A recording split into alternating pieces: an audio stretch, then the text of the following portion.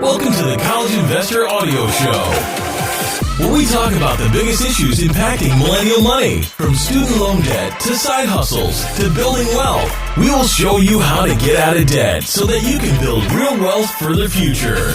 Let's talk about how to get student loans for community college, shall we? That's our show for today. It's no secret that the cost of going to college has been exploding, to say the least, over the past several decades.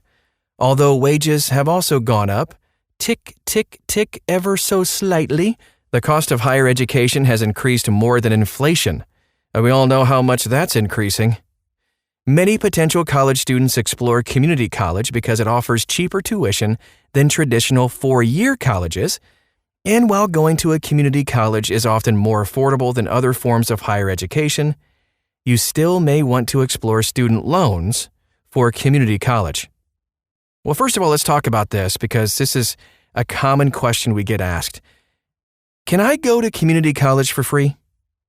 Before considering taking out any student loans for community college, you should definitely check to see if you can actually go to college for free.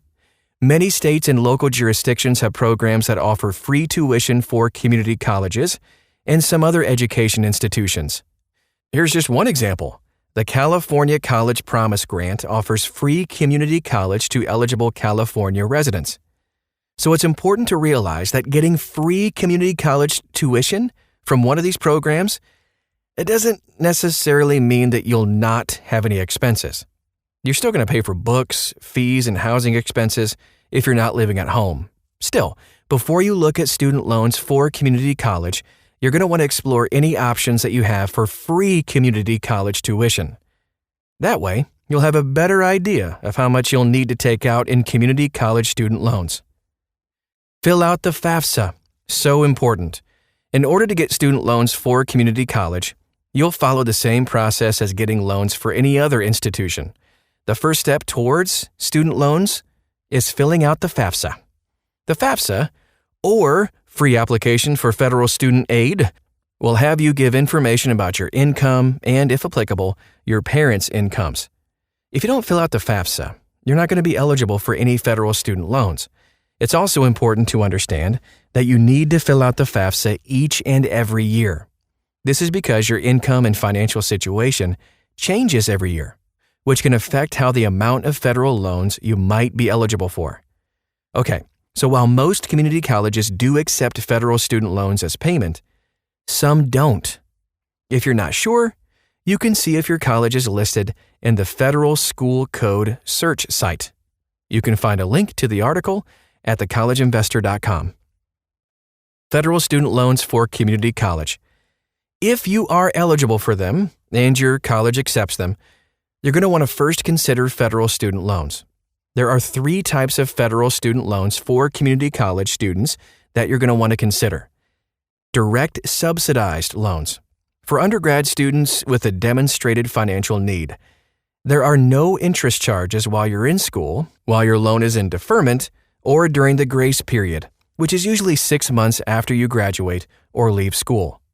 Direct unsubsidized loans. Unsubsidized loans are available to all students, even if there is not a demonstrable financial need.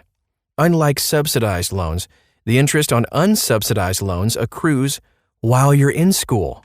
That means it's added to the loan balance that you have to pay off once you graduate. Yikes! Direct plus loans. Parent loan for undergraduate students, plus loans are for the parents of undergraduate or graduate students. Parents who sign up for a PLUS loan are directly responsible and liable for paying off the PLUS loan. Like unsubsidized loans, interest on PLUS loans accumulates even when the student is still in school. Federal student loan limits for community college students are the same as loan limits for students at any other college. Private student loans for community college.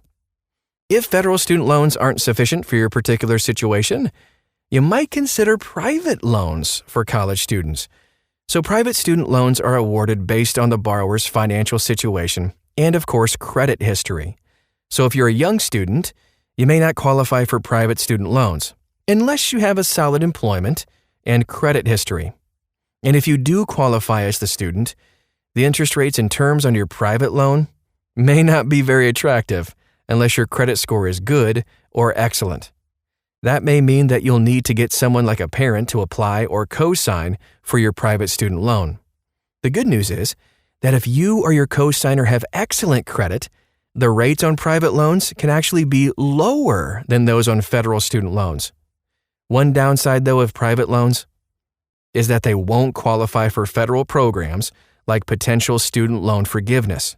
So keep that in mind for sure. And here's the bottom line. Community college can be a viable alternative for many people than a traditional four-year school.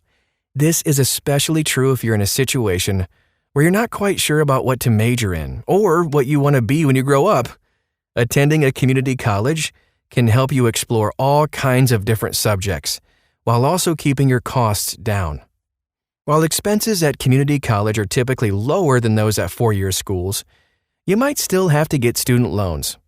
The first step is to fill out the FAFSA, like we mentioned earlier, and then you can choose between federal student loans and private student loans.